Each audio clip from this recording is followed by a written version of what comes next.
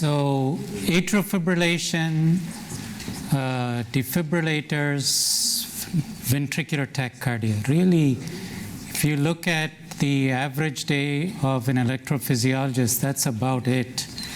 So question for you is, clinical cardiologist, what to think about ventricular tachycardia. So you have to have some working idea of how to approach ventricular tachycardia in the normal heart, ventricular tachycardia in the structurally abnormal heart, and something about what to expect with referral for ventricular fibrillation frequent shocks.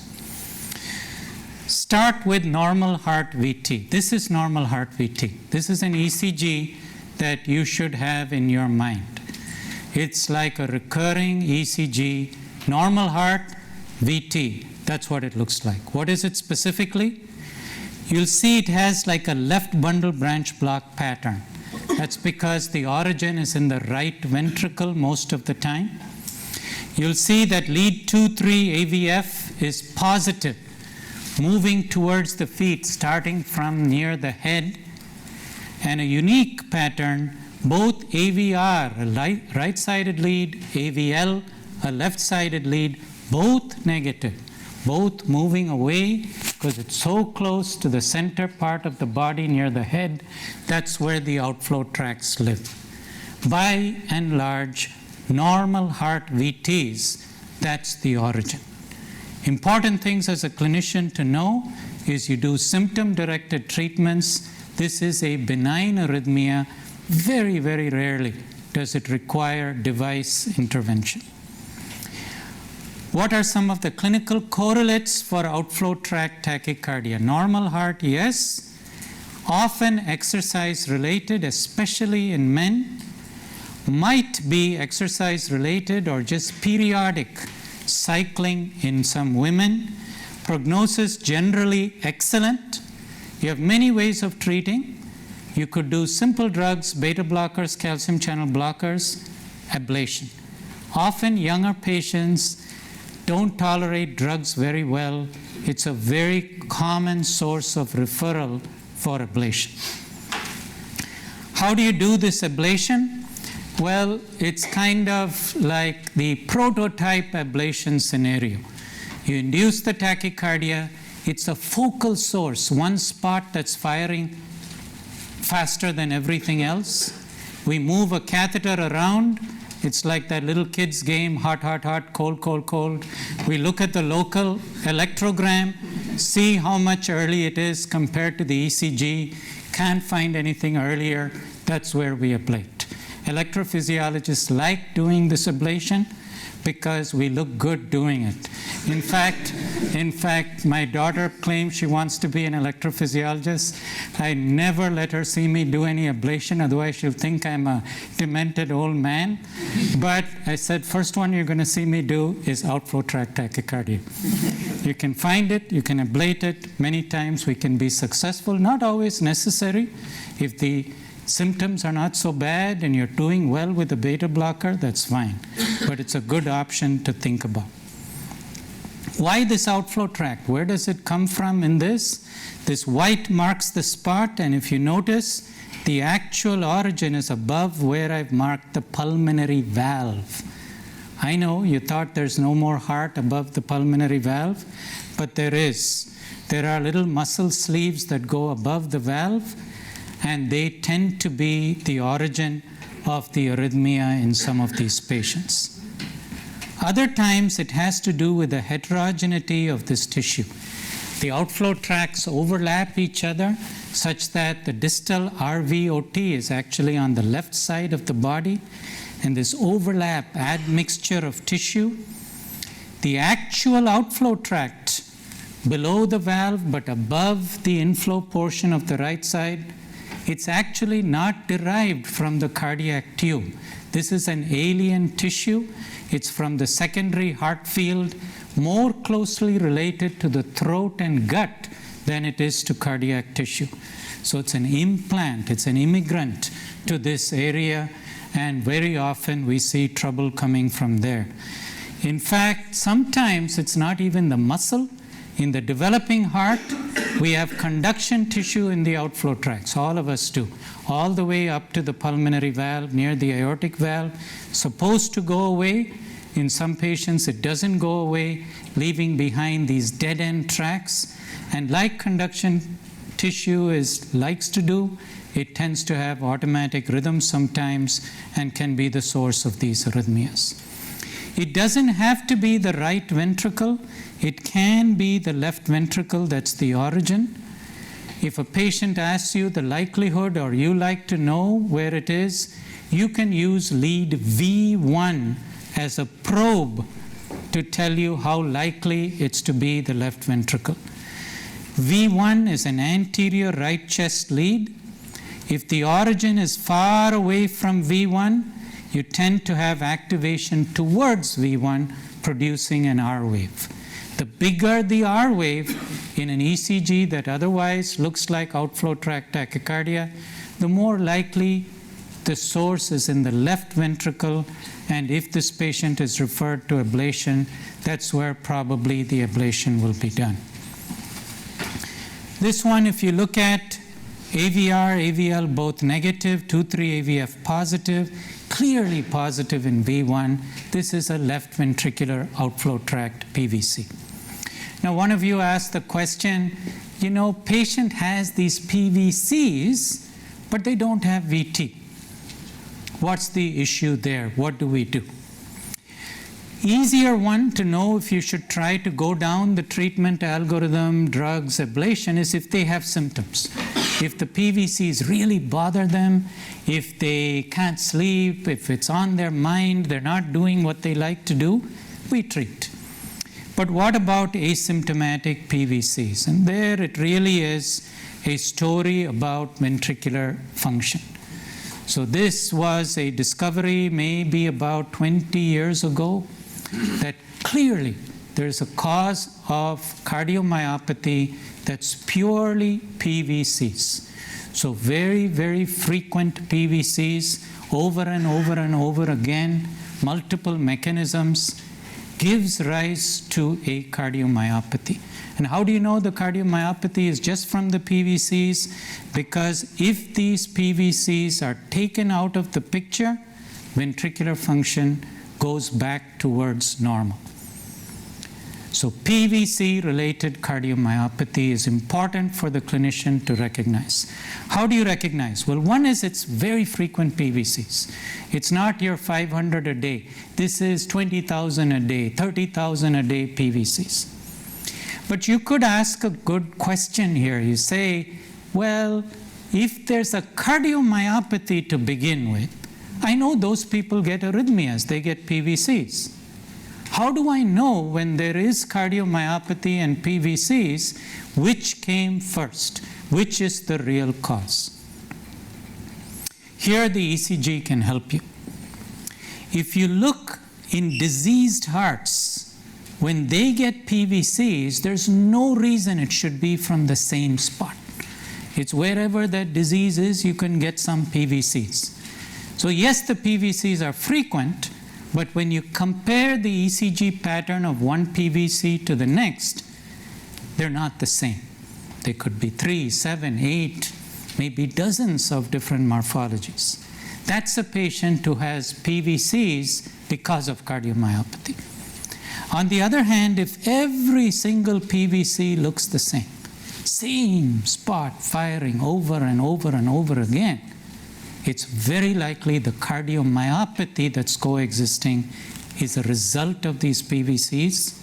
And if they're frequent enough, targeting the PVCs has a real chance of trying to get rid of the cardiomyopathy. ECG pattern number 2, normal heart VT. If it isn't outflow tract, it's going to be this ECG. What is it? Looks sort of like a right bundle branch block pattern. This time 2,3 AVF are negative. This time AVR and AVL are both positive. VT sometimes responds nicely to a calcium blocker. This is fascicular VT, VT that arises from the normal conduction system. So outflow tract pattern is number 1. Less common, but also normal heart VT. Does not need a defibrillator. You can treat often with calcium channel blockers. If it doesn't work, you can ablate. Sometimes with echocardiography, you'll see these little bands going across the left ventricle. They carry this conduction tissue. That may be the cause or an association with why that specific patient developed this type of conduction system-related VT. Abnormal heart VT. This is the majority of VTs in practice. So these are patients who you'll partner with an electrophysiologist. So here the VT is one manifestation of their cardiomyopathic process. Ischemia, infarction, fibrosis of any other cause sets up the substrate where you can get circuits that give rise to monomorphic ventricular tachycardia. Very different story. This isn't a single source. This isn't a normal heart. This is not an easy procedure for ablation. Why do people get this? It has to do with heterogeneity. If you have an infarct, the infarct area has a penumbra. That infarct is not complete. And you have the real culprit in these scar-related VTs. It's this tissue that's not quite scarred. Chronically ischemic myocytes. Areas which are not dead but dying. Not dead but severely sick. Conduction is abnormal. They're in multiple areas, and they are the place which house the circuits that give rise to these ventricular tachycardias. Now, sometimes it's not ischemia that gives rise to these scars. It can be pressure overload in the heart. It can be hypertrophic cardiomyopathy, genetic basis. These areas also have little areas of fibrosis, variegate scar, and the same substrate for triggering ventricular tachycardia can occur. Inflammation also can do this. This can be acute inflammation. Again, dying but not dead cells. And they have abnormal conduction. You can get re-entrant ventricular tachycardias. End result is scar, but the scar is not complete. Any of what you see here visually, myocardial cells that live amidst the scar can give rise to the circuits of VT. So rule number 3 here in ECGs, they're not going to be similar all the time. Patient who can get one is likely going to get others on another day. What do? Can we ablate these patients? You put in the ICD, they're getting shocks. We talked about the importance this morning of preventing shocks. Yes, you can ablate, but it's not easy. This is our bread and butter. This is our training. I usually tell fellows that it takes about 20 years of training to really understand how to ablate structural heart VT. And I think it's actually true. It is a difficult procedure. To really map and ablate one of these circuits takes several hours. So what to do when there's 10 or 12? Don't give up, because sometimes you can just map the substrate. Using the little electrode, figure out what's dead tissue, what's normal tissue, what's dying but not dead tissue, and just kill that dying and not dead tissue to try to make it one with the scar. And surprisingly beneficial effects even in some patients who had multiple VTs. Sometimes takes more than one procedure. Sometimes it takes ablation on the outside of the heart, in the middle of the myocardium, not so easy to do. Sometimes even in the ingrowths into the cavity, like papillary muscles. By no means simple, but is a major advance in reducing shocks in patients with structural heart disease VT. What's the advance? The advance is substrate ablation, identifying the abnormal substrate and ablating it. Clinicians to be aware of specific syndromes of VT. Patient with AV conduction abnormalities, frequent PVCs and VT that happen at the same time. Temporal profile evolving conduction disease and VT, you should think about sarcoidosis.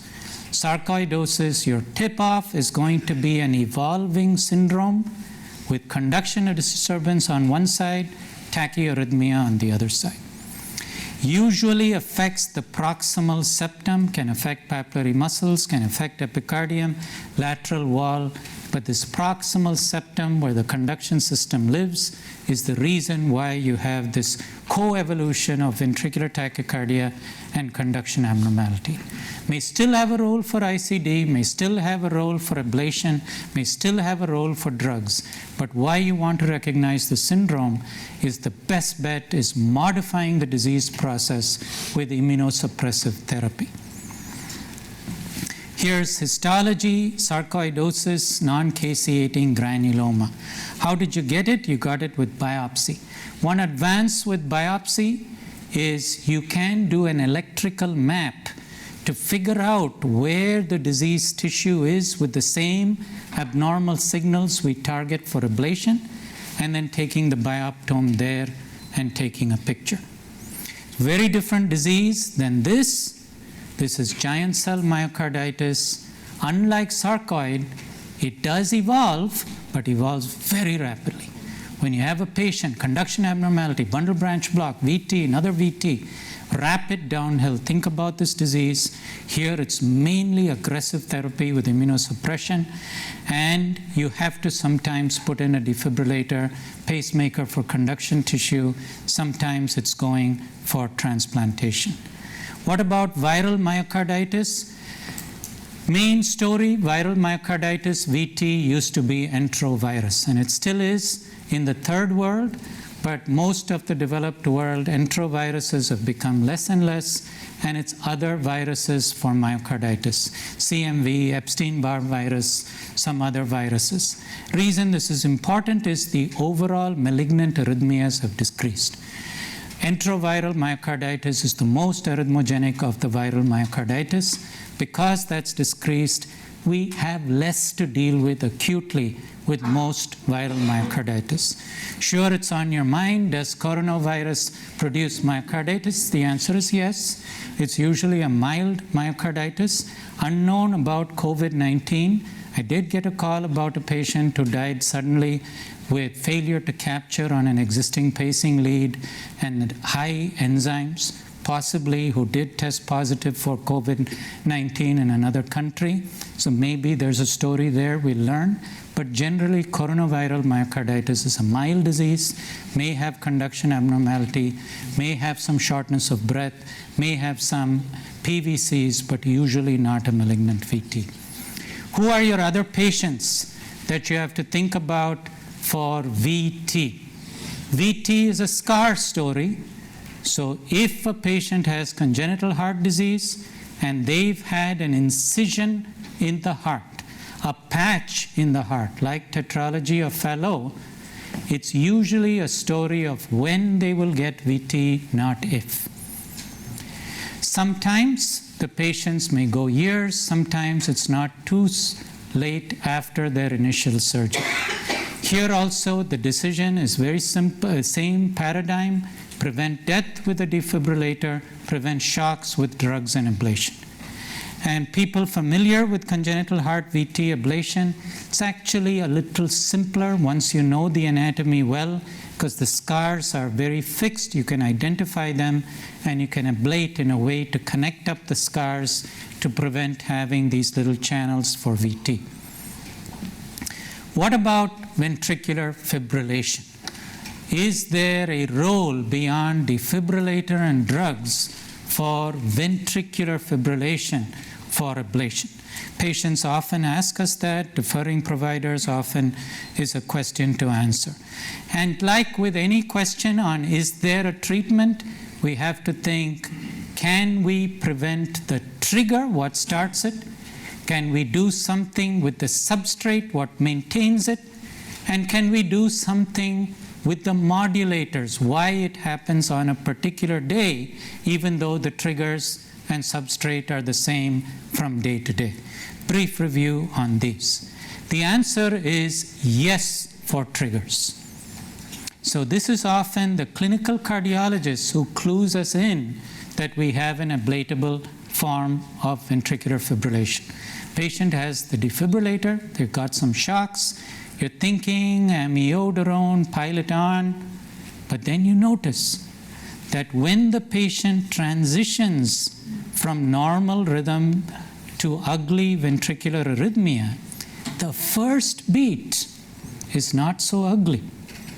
And it looks very much like beats, closely coupled PVCs that sometimes don't trigger ventricular fibrillation. This is triggered ventricular fibrillation. Some particular PVC somewhere has learned to come early enough with the right milieu that it can trigger ventricular fibrillation. This can be ablated. Where does it come from? This is one of our early cases, early in the literature. A young lady from Mexico, was just walking, avid exerciser, and drops down, got misdiagnosed as a long QT syndrome, multiple shocks. She had 50 shocks just in the month preceding the ablation. Every single one started from this PVC. You find it, you ablate it, not an easy procedure. You can even make more ventricular fibrillation original thing. But if you get the patient through that, it's very satisfying. Every Christmas, I'll get a card from her. She's climbing some mountain, and she'll say, "Thank you so much for what you did. P.S. Can you take out my defibrillator?" and I always reply late, because that's what I do. And then when I finally do reply, I say, "Great to hear from you. So happy you're doing well. P.S. No." Because you don't know really the natural history of the story. What about substrate for ventricular fibrillation? Turns out ventricular fibrillation substrate is probably the same thing as the trigger, the conduction system. If you look at gradients during ventricular fibrillation, the most rapid, the funny-looking signals, the little rotors, wandering wavelets are endocardial. Endocardial. And if you give a toxin that takes away the conduction system, it's very difficult to make a perfused heart to fibrillate. So the substrate probably is related to the conduction system. Not always though. Sometimes they can be conduction tissue remnants like we talked about in the outflow tract as well. As a clinician, some clues that you have a trigger for an arrhythmia. One of them, lots of PVCs. Another is when they exercise, the PVC's morphology start changing. Sometimes in a predictable pattern, sometimes it looks completely polymorphic. Very often this syndrome has to do with these bands. Conduction tissue in the bands, like the moderator band in the right ventricle, presumably with exercise, this is getting stretched around, and you have exit through different parts of this band, producing different morphologies of PVCs and VT. This is also an ablatable arrhythmia. Catheters are balanced on the moderator band with intracardiac echo, and you can ablate. One of the things that's made it a little bit easier is because this is VF, and you have to support the circulation, is some kind of pumps, including like axial pumps like the impeller device. Now, natural question you'll ask is, wait, if the substrate for ventricular fibrillation is the conduction system, why don't we just make the conduction system go away and we can be immortal? Because no more VF. It's a VF-proofed heart. And that's true, except it's hard.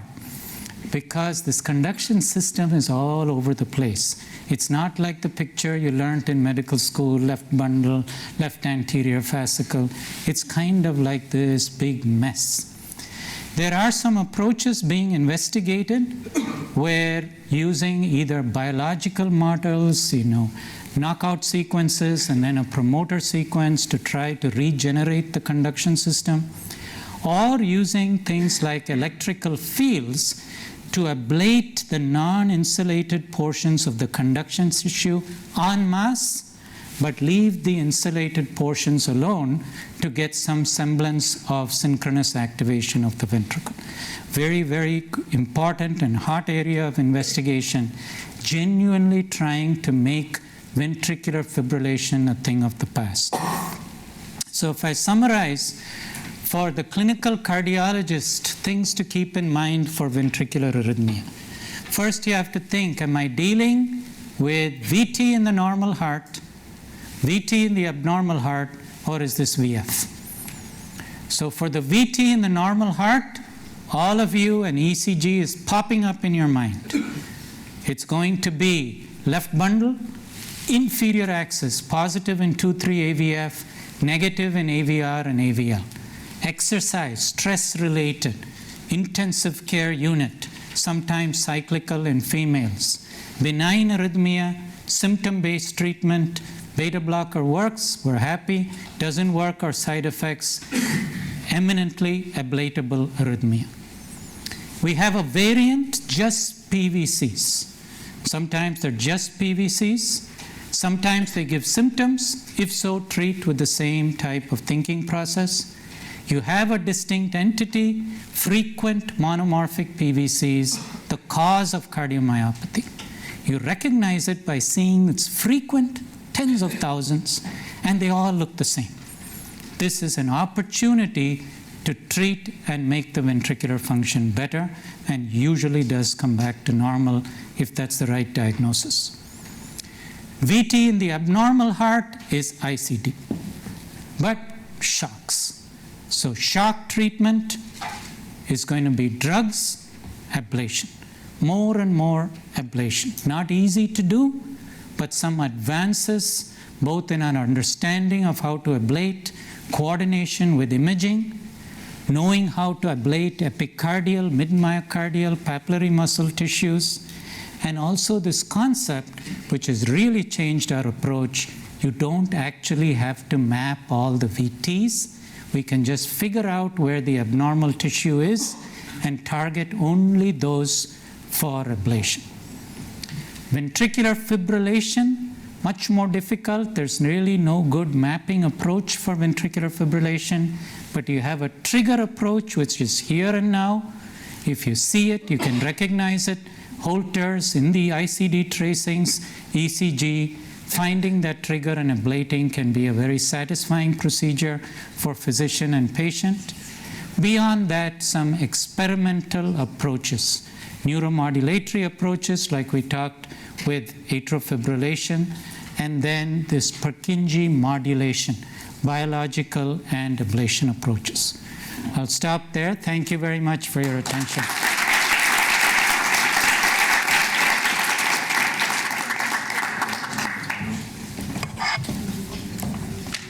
Okay, we have some time for questions. Sam, can I ask you, in those cases where you're less certain about the PVC as a mediator of cardiomyopathy, sometimes I've seen you guys give a drug suppression for a period of months to see if that improves the ventricle. Is that still something you do, or you still just go ahead and ablate and hope it gets better? No, there is a situation where you just can't tell. So it's not a million different PVCs, but maybe 3.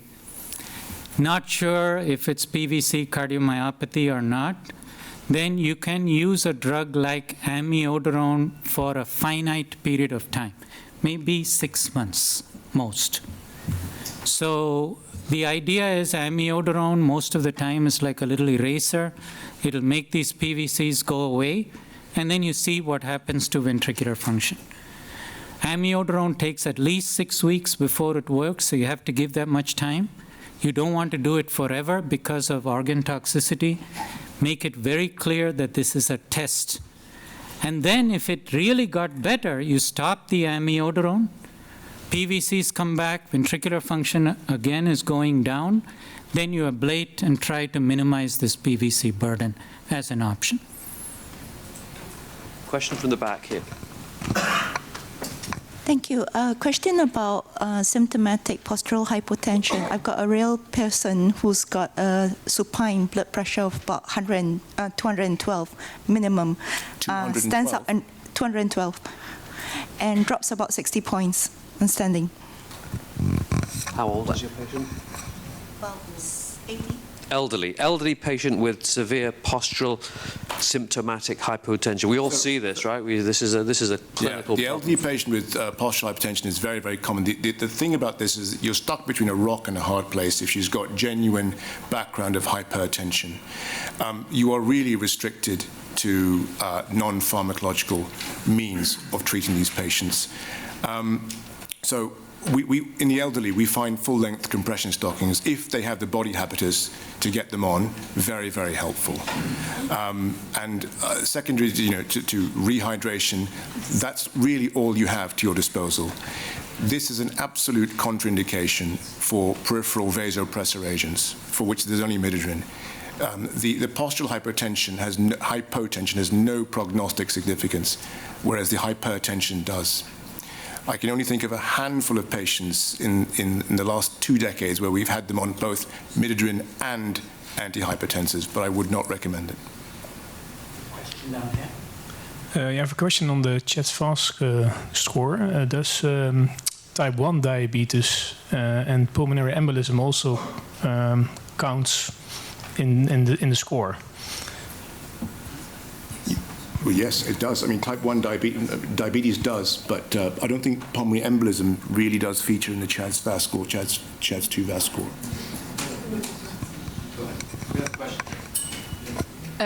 Going back to ventricular ectopics, in a patient with high burden of asymptomatic ventricular ectopics, if they have a normal echo, do you still, can you be sure that at no point later on that they would develop ventricular dysfunction? Should you follow them up, or are you just happy to discharge them? Yes, so what I do in that situation is I advise checking ventricular function periodically. So if it's the first time I'm seeing them and it's a very high burden, I'll recheck in a year. If we followed for a while, every 2 years. And then you instruct the patient about symptoms, heart failure, things. And if sometimes they'll call in between and say this is new, and then you'll check ventricular function beforehand. So the reason for this is, any ablation is not a benign process. So it's tough. Actually, I have this all the time. You see this PVC, it's a typical location, itchy fingers, you want to get in there and ablate it, just can't do it. If they're asymptomatic and ventricular function is normal, you have to sit tight. No, I agree. But going back to your first question about the drug treatment, I mean, using amiodarone is a bit like a hammer trying to crush a nut. But what is your experience on the Japanese mixilotine approach and other antiarrhythmics? Yeah, the problem with non-amiodarone drugs is their efficacy is also much lower. So if amiodarone, I almost never will use except in a patient with frequent shocks for the long term. But most of the side effects of amiodarone are long-term use. Not all, but almost all of them is when you're using doses 200 or more for 4 years or more. There's some exceptions. Patients can get a hypersensitivity type pneumonia, patients can get pancreatitis, patients can get aseptic necrosis of the head of the femur. All can be acute effects, but they're very rare. So as long as it's a short duration, I think it's better to go with one that's more likely to answer the question. Is there any harm in trying mixilotine to see if it works first? Absolutely not. Mixilotine does have its own issues. Most patients, it's GI intolerance, and you stop it, it goes away. There is a peripheral neuropathy that can come with mixilotine. It affects the lower extremity a little more than the upper extremity. Always make your patients stand on their toes before you start, and make sure it looks similar as you're progressing with the treatment. And if they just love mixilotine and they're getting a little peripheral neuropathy, you can sometimes treat it with a little vitamin B6. But most of the time, you'll stop it when that happens. Question. Yes, I want to comment on the diabetes 1 mellitus in the CHEST score. We had a debate on this in the Netherlands, and we had a young lady with only diabetes 1, and we argued, is that a type of patient that you would to put in the anticoagulants? And since the studies only refer to the diabetes 2, and there were merely no people with diabetes 1, there was no evidence to give anticoagulants to only a female with diabetes 1. So we didn't do that. That's a fair point. The studies are out of date for many reasons. Most of the studies were done in the era of warfarin. I haven't prescribed warfarin for atrial fibrillation alone. I can't remember now when was last time. So our risk profile for anticoagulation has immediately dropped since we've moved to the DOACs. And therefore, your threshold for anticoagulation will also have changed. Yeah, so I don't think we can extrapolate the actual CHADS-VASc and CHADS-2-VASc data to the population today. And on top of that, you know, I think you alluded to that in your presentation. There is this virtual CHADS-VASc score where the atrial fibrillation might be totally irrelevant. Yeah, so I think we need to take all of those things into consideration before your prescription of one of our novel anticoagulants now, which I'm sure you're using more frequently than warfarin. But this is an important question that does come up, though. General physicians usually, and it's this, you know, is type 1 diabetes the same as type 2? And you're right, it's actually an unknown. But the presumption is the reason why diabetes is a risk factor is the vascular dysfunction and endothelial dysfunction. And those two things are pretty similar, whether it's insulin lack or insulin resistance. So until we know otherwise, general rule is we treat them similarly. There's no data, though, to actually say one way or the other. Question here. It's about POTS. I must admit, I'm really struggling to deal with patients with POTS. Yeah, me too. Once it's labeled, and everything seems to be just POTS, POTS, and POTS. How would you approach that? With great caution. The diagnosis of POTS is nothing compared to the psychological label of POTS. And the people who will fare best are the people who understand that, as in the patients who understand that. So when I describe the physiology of POTS, I tend to use words which are not POTS. First of all, blood pressure instability with a reflex sinus tachycardia, because that is what it is. And it's a final common pathway of many things, okay? And the next line I say is, congratulations, this is not cardiovascular pathology. And the focus should be on lifestyle modification and rehabilitation rather than labeling this. And you should have to have a completely optimistic view about it. Okay, so it is an absolute challenge. Now that it's out there, people look for things to hang, you know, these labels on. And it's difficult for some patients to appreciate that there is a path to recovery. And the counseling is absolutely critical. Yes, so that's why my syncope clinics have far fewer patients than my arrhythmia clinics. So you have to spend a lot longer with them trying to counsel them. And that's the way forward. And it is 90% in the patient's court if they really want to get better. That's the stark reality of it all. And you're there to support them. Okay, and all the pharmacology you might have, the wealth of the two drugs to your disposal, will not expedite the recovery, but it will make it more tolerable until they naturally grow out of the physiology. I just have one other quick question relating to that, Tushar, about the patients that come into your syncope POTS clinic, the very tall, skinny, maybe have a bit of mitral valve prolapse, and how much you look for connective tissue disorders, and what your strategy is there, really. Well, this is where that multidisciplinary approach is so important. And in our institution, we don't have that broad connective tissue clinic and rheumatoid clinic. it's something that you cannot ignore. When you have POTS-type patients with genuine connective tissue disease, that becomes much more difficult to manage, and the focus is on the physiotherapy, and it's largely led by the rheumatologists. And it's all about that tissue laxity. The exercises, the compression stockings and the midodrine can help, but it's more about the physical physiotherapy offered by the rheumatology team.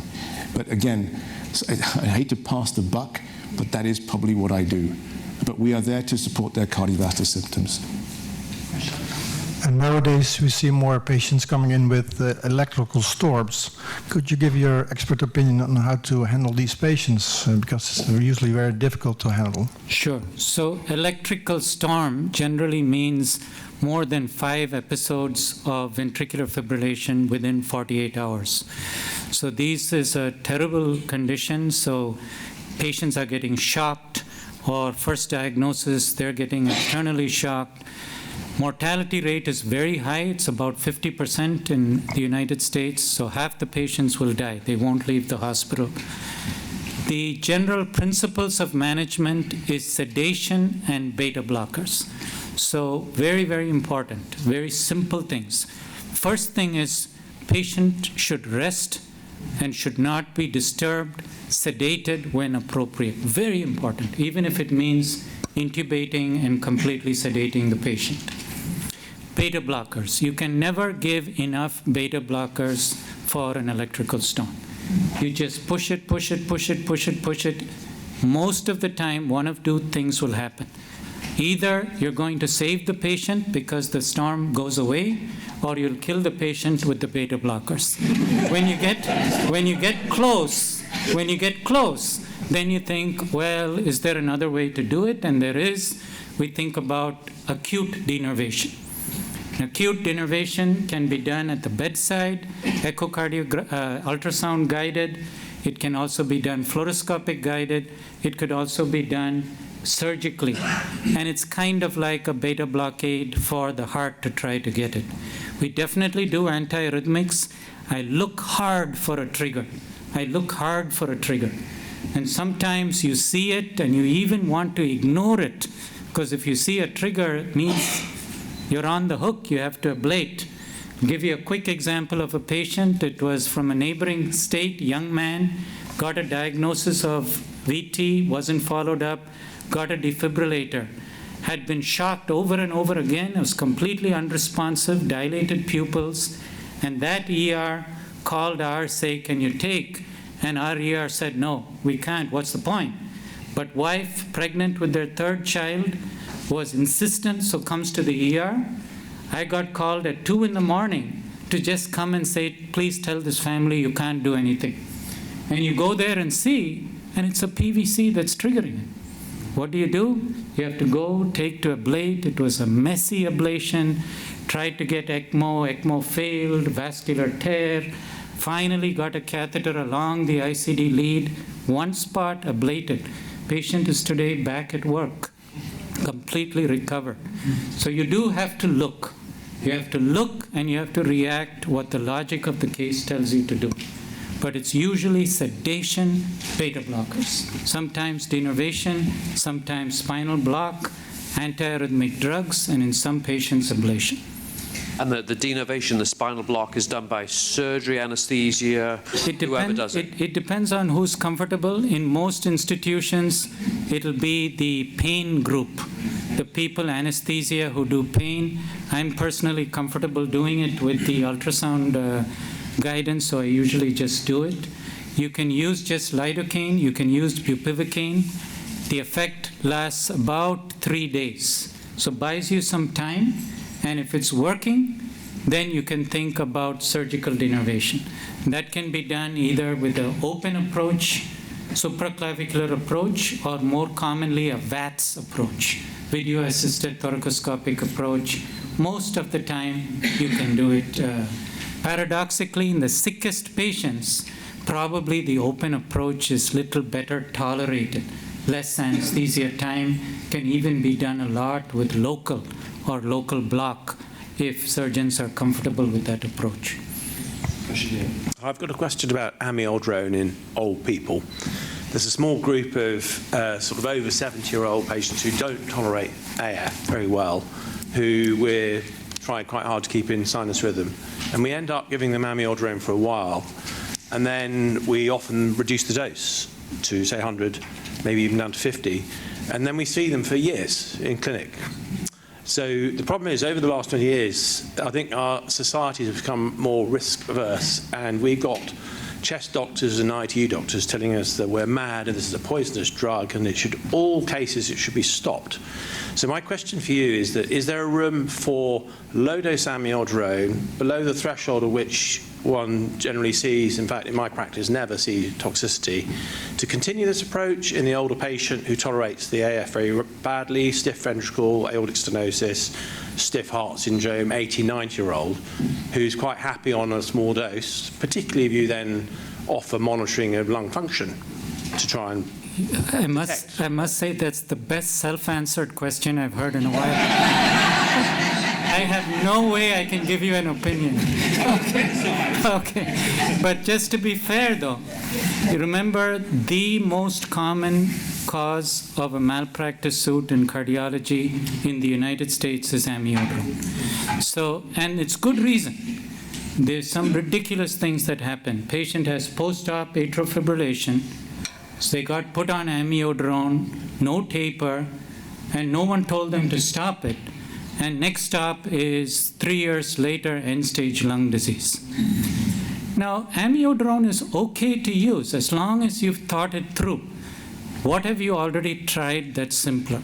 How symptomatic is the patient? How aware is the patient of the risk of toxicity? Now, the minimum therapeutic dose for amiodarone for atrial arrhythmias has never been established. Some of the dose-related studies were done in ventricular myocardial tissue with tissue levels. So it's actually not known for the atrium.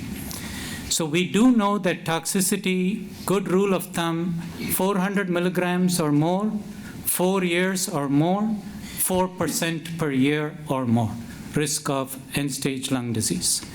So when you do 200 milligrams, it's definitely less than that. If you've really exhausted other things and it's helping, by all means try a lower dose.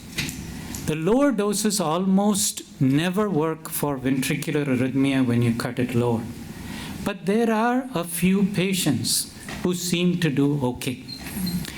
Now, if you tell me you have a patient with aortic stenosis, giant left atrium, multiple arrhythmias, including atypical flutter, and you gave them 50 of amio and it's working, I'll still believe you, but the mechanism is probably different.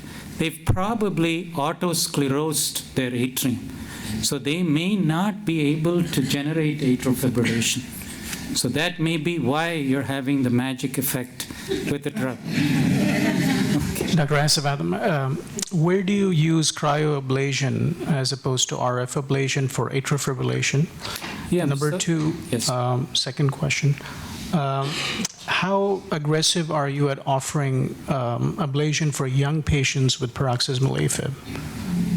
Do you immediately do that, or do you try pill in a pocket first? How long does that take? Yeah. Thanks. So two questions. So one is cryoablation. So unlike heating, you can cool the tissue. Pre-made balloons, very easy to place in the pulmonary veins.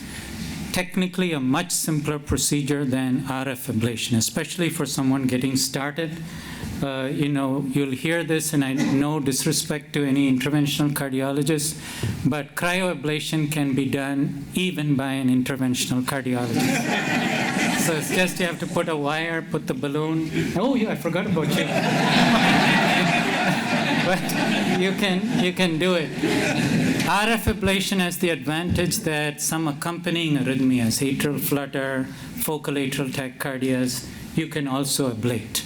So it's really a choice to do it on how you can. Cryoablation is a little more expensive, and you sometimes have to do a second catheter or ablation when you're doing some other arrhythmia in that patient. But it's just a choice. The issue of aggressive in young, it's all about symptoms. So paroxysmal AF symptomatic. Very rarely will I tell a patient go directly to ablation.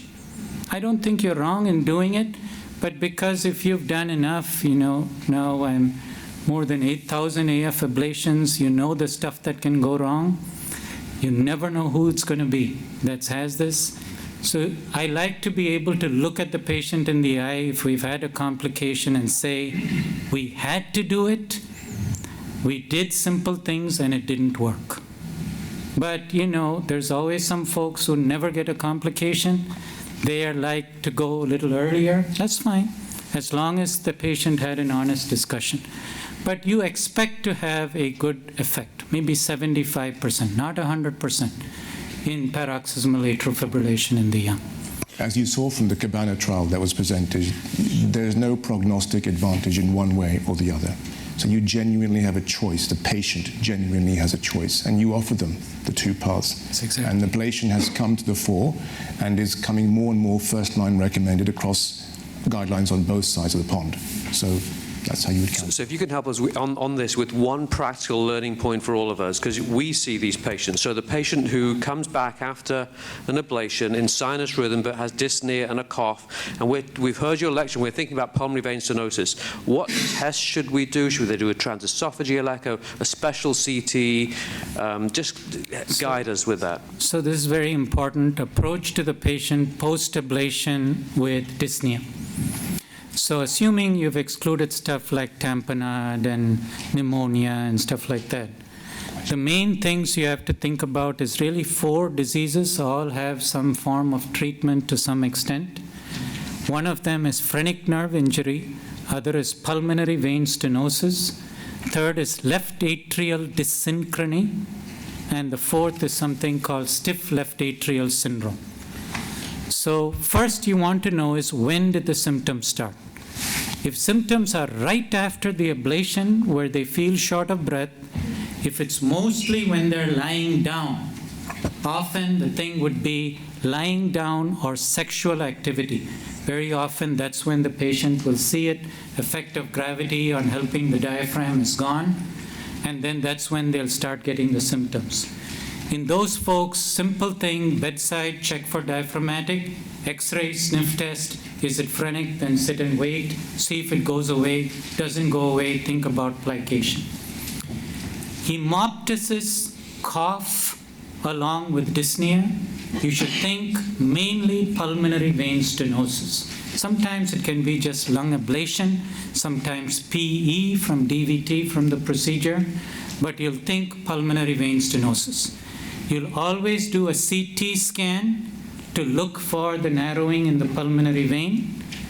Usually you'll want to do a functional assessment, pulse oximeter, blood gas, while doing a stress test, cardiopulmonary stress test, to show there's desaturation with exercise. You can do also a qualitative and quantitative VQ scan.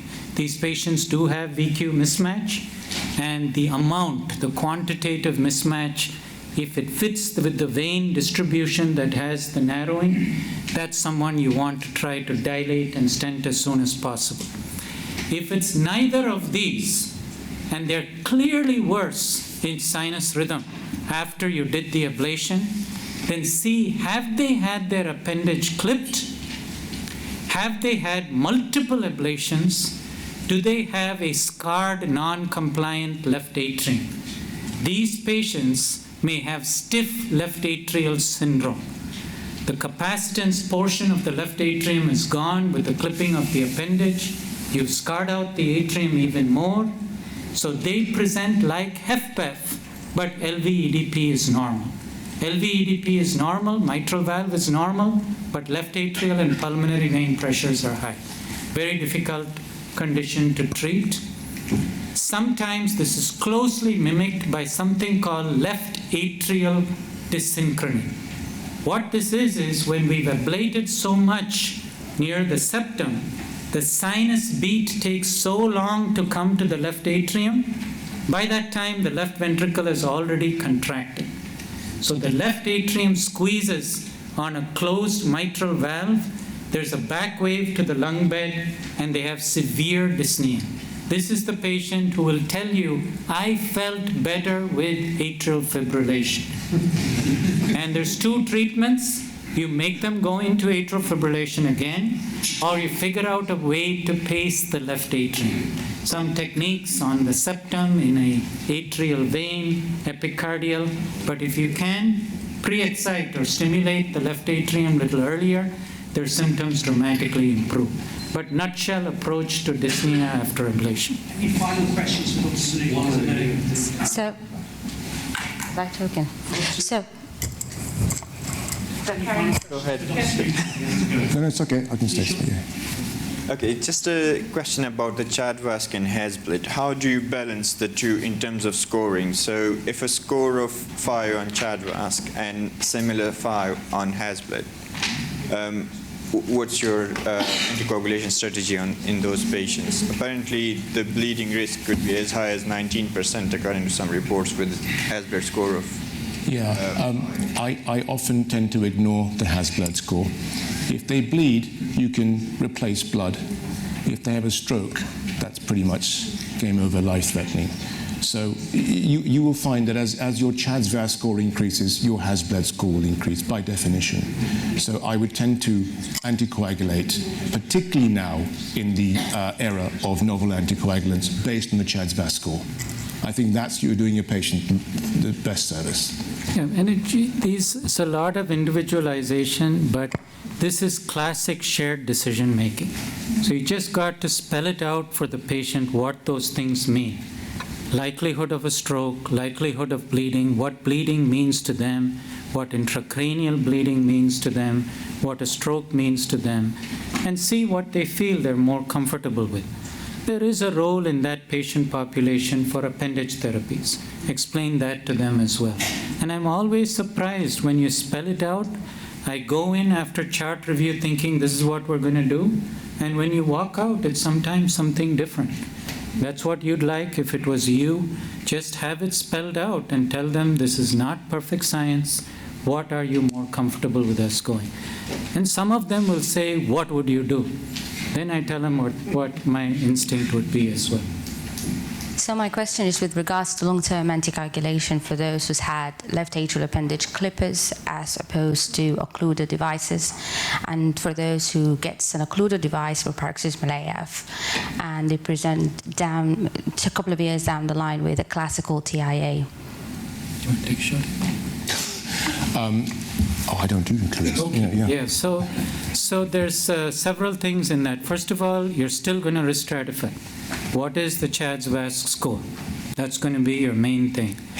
And if it's really low, you don't need any of those things.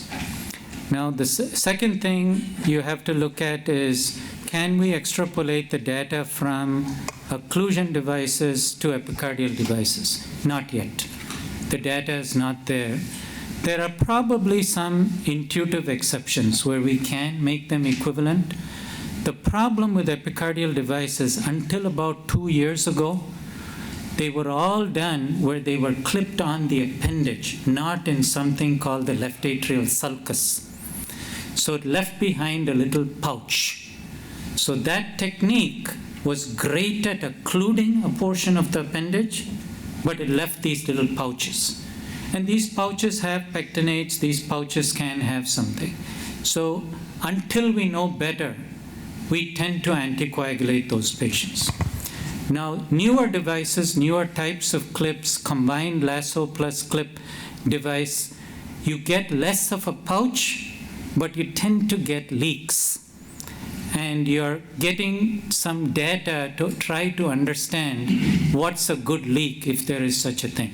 That we could say even with this, the risk of stroke is less. And remember, no appendage therapy like anticoagulation is ever going to be foolproof for stroke, because stroke happens for a variety of reasons, including in situ thrombus, ruptured plaques, and so on, that neither anticoagulation or a device is going to help a lot for.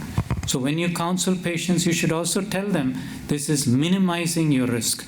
Never make them think, oh, I never have to worry about a stroke.